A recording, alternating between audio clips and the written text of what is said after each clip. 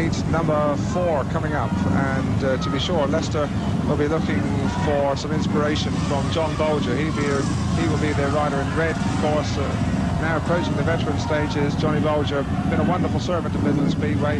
Is averaging incredibly this year, down below 5 points. Really most untypical. He's on the inside, heat 4, wearing red. Next to him in yellow, Dave Trounston, this National League loanee. Looked a bit sharp in his first ride till his engine gave up the ghost. Grid 3 will have John McNeil in blue, 1 point in heat 2, his first ride. And on the outside, we say hello to Jimmy McMillian, the Flying Scot. Another great server in the British Speedway. He's in white. Heat 4. And it's very, very close indeed. And it's McNeil that stretches him around the outside on the first corner. Here's the hole there. Boulger goes through it. Boulger leads it. Trounston has come through on the inside there in yellow and black. And it's a fair old race, this one. But now McNeil has fought his way around the outside. So it's Leicester giving up the old 1-2 at the moment. Boulger leads. Second place is McNeil. Third place is Trounston. And unexpectedly there, Jimmy McMillian really struggling at the back.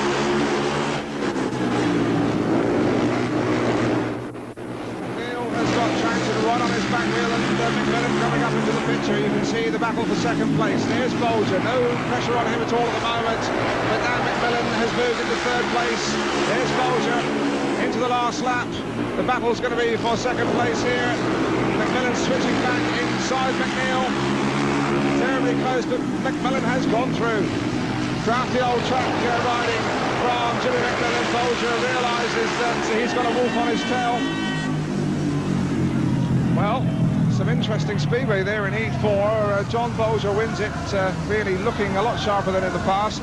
Jimmy McMillian there in second place. Had to work awfully hard in the last 2 laps, but used all his experience and track craft to sneak through. Second place for Jim McMillian, third place for young McNeil. 4-2 to Leicester, 15-9 now the score. Heat 6 coming up under starters' orders, and we have for Leicester now on the inside John Titman, who won his first race in the most impressive form. He's on the inside here wearing red. Next to him, yellow and black, that's Edgar Stangley. Well, he was a race winner first time out as well. He's in grid 2. Grid 3 has Colin Cook in blue, and on the outside, Jimmy McMillian, who had to fight his way through from the back for a second place in his first outing. Heat 6, 18-12 the score in Leicester's favour. And it is Cook who has jumped out, so too has Titman in third place. It is the Wolverhampton pairing almost locked together. McMillian moves into third place, but now we're going to see surely some team riding from the Leicester Lions, with Titman just dropping back to let his young partner go up ahead of him to try and hold out the thrust of Jimmy McMillian there, and this could be interesting. Titman takes off his top visors from his goggles there, and he really is riding a beautiful race so far, holding out McMillian, but I think McMillian's going round him, and he has. So Titman now must battle back, and Titman coming through on the line. McMillian is being squeezed out again, and this is fascinating speedway. Colin Cook leads it. Second place now, Titman having regained that second place. McMillian looking down at his engine in third place, but John Titman, the newly elected skipper of the Lions, has ridden a masterful captain's race here. Pushed his young partner up front, momentarily lost concentration to allow McMillian through, came back 5 points for the Lions, and so now Leicester storming away 23-13 after 6 races. It's a bit rough in respect that the track's a little bit patchy tonight, and there isn't a great lot of the track that you can use, you know, and I was trying to cover Colin Cook during the race, and it was a little bit awkward for me riding on the inside of the track, you know, and Jimmy McMillian slipped past me and one part of the race, and I managed to get him and, you know, get a 5-1, but, you know, it was a little bit tricky there for a while. Do you find it very much part of a captain's job to play it like that? Oh, no, it's anyone, you know, everyone in the team has to do their thing, you know, otherwise the team just doesn't work. How do you feel now? Things going pretty well for you? Well, yeah, everything's going all right. We're a few points ahead, and I just hope we can keep it, you know, and win the match.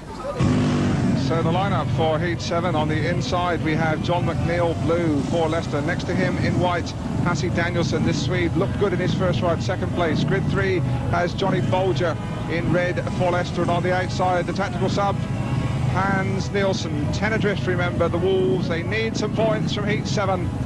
And they've got, well, a couple of Viking invaders here with a Swede, and there's a Dane, that's Hans Nielsen there in yellow and black, and a Swede there, Hasse Danielsson in white. Heat 7 with Wolverhampton trying to claw their way back into contention.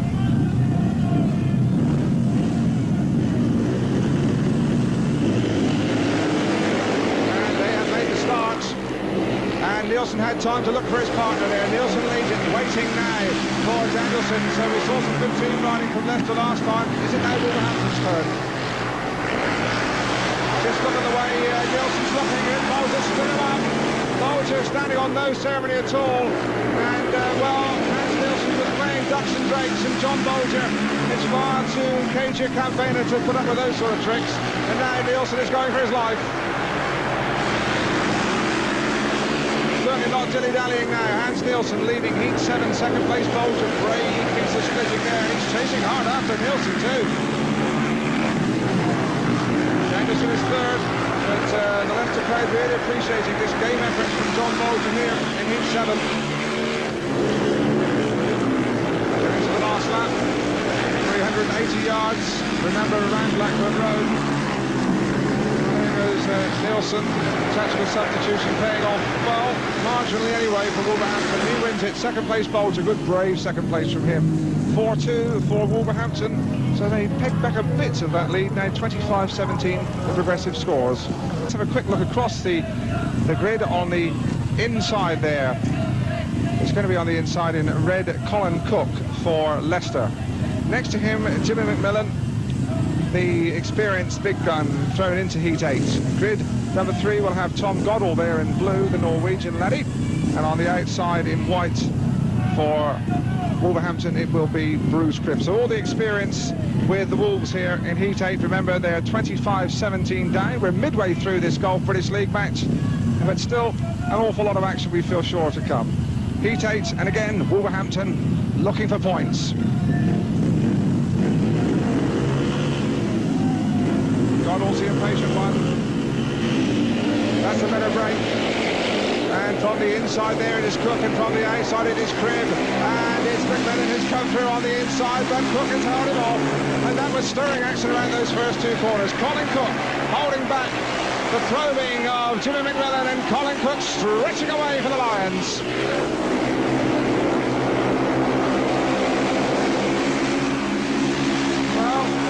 Leicester promotion, Vic White and Reg Spearman shelled out a pretty penny for this Colin Cook just a month ago from Ipswich, and he's beginning to repay their faith.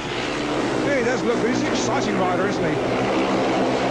McMillian now trying to find the gap. He's really moved up in the most menacing way into second place. Jim McMillian in yellow there. And there you can see the distances. They're into the last lap. The big effort must come from Jim McMillian now.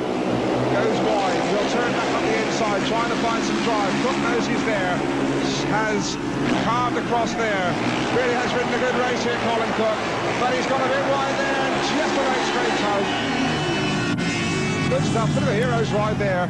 Colin Cook, the new boy, keeping out Jimmy McMillian, the old hand. Points divided there. Tactical substitution, not really gaining anything for Wolverhampton. Still those 8 points in it. It's 28-20, and there's the hero of the moment, Colin Cook.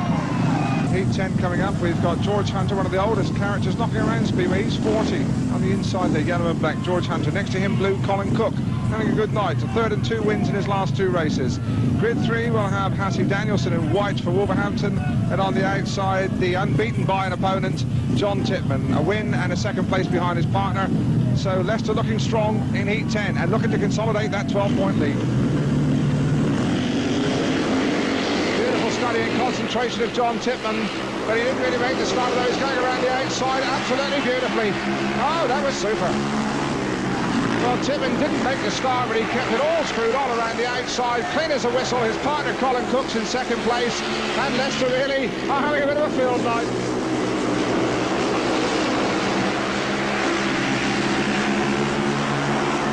John Titman, Colin Cook in third place now. George Hunter's moved up. But it's going to take an awful lot to catch these two Leicester Lions, although, as we see Titman, he's a mile in front. His partner's under a bit of pressure. Here's Titman. And the battle really for second place. There's Cook and there's Hunter right on his back wheel.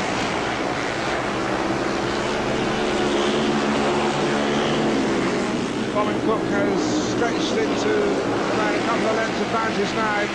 Nobody's going to catch Titman barring miracles. And it looks like Colin Cook's going to hold on as well. Just these last 2 corners to circumnavigate. And it's another 5 points maximum heat win for Leicester. And that really puts these 2 points in the bag for them. 38-22 now, the score. It's all wrapped up, and Titman really has anchored them. Colin Cook, quite a meeting for you. Yeah, very good meeting, yeah. It seems that there's been a great upsurge in your form. What do you put it down to? Well, mainly as confidence, because at Ipswich, when I was at Ipswich, it's a smaller track, and I had a job to get round there, and I had lack of confidence.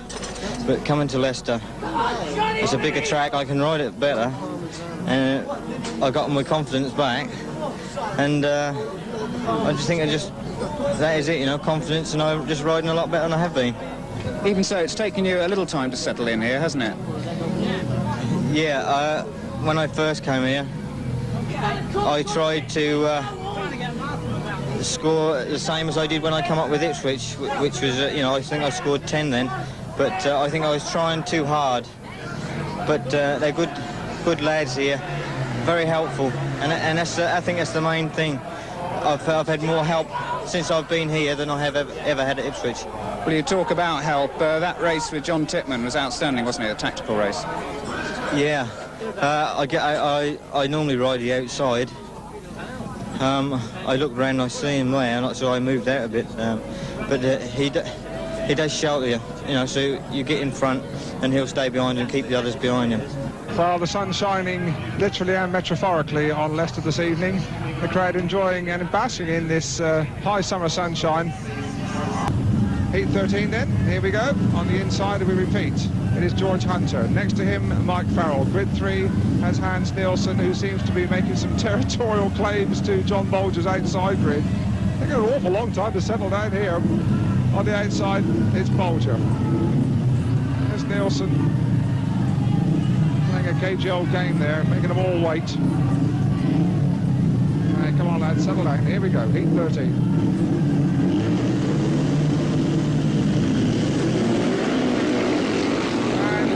Nielsen, and it is Farrell in second place and Boulger in third place going around the outside run.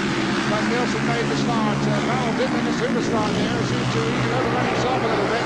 So that adjustment to the clutch working quite well for Mike Farrell. Boulger there moves to second place now. George Hunter has come up into contention at the back. So at the moment it's the Wolverhampton first and last. It really is a super racing track here at Blackbird Road. Just look at these pictures in the sunshine. And Hans Nielsen, who so many people, and I must admit I'm among them, think could be a future world champion. It really is poetry there. Terrific balance, he's in control all the time. Amazing skill for one so experienced. 3 years ago, nobody had heard of him. But now really he's genuine world class. Really have got a lag to be proud of Wolverhampton. Going to be their top scorer, clearly their number one. Over the line, Hans Nielsen, second place Boulger, third place is Mike Farrell. Points divided to end this Golf British League match, but it does mean a final score, and a very welcome one for Leicester, of 45 points to 33. 2 points, 2 valuable points for the Lions. And so the top scorers race, specially sponsored by Elf. And let's have a look at the lineup. On the inside, in yellow and black, we have Bruce Cribb from Wolverhampton. He scored 6 points in the match. Grid 2 in blue has either Teromaa 9 and an engine failure. Grid 3 in white, Hans Nielsen from Wolverhampton. He scored 12, but remember, he did have an extra ride as a tactical sub.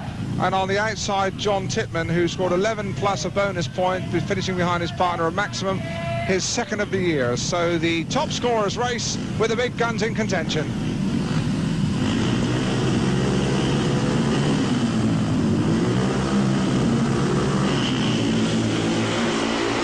Very even break, and they're all nudging and pushing and shoving, and Nielsen's lost his helmet colour. He's the one that's reached into the lead, though. He should be in the white helmet colour, but you just saw it float away there as they elbowed into the corner. Second place is Teromaa, third place is Cribb, and Titman a bit surprisingly at the back.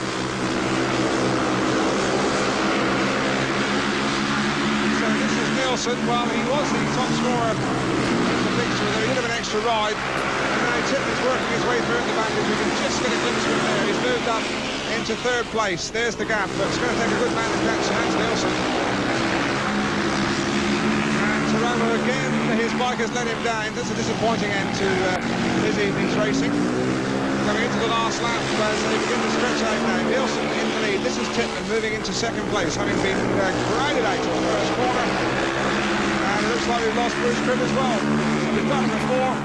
We're only going to have two finishers. The winner, though, is surely going to be Hans Nielsen. Here he comes over the line. He takes this self-sponsored top scorers race. Second, John Titman. And so the end of an absorbing Speedway fixture here at Blackbird Road.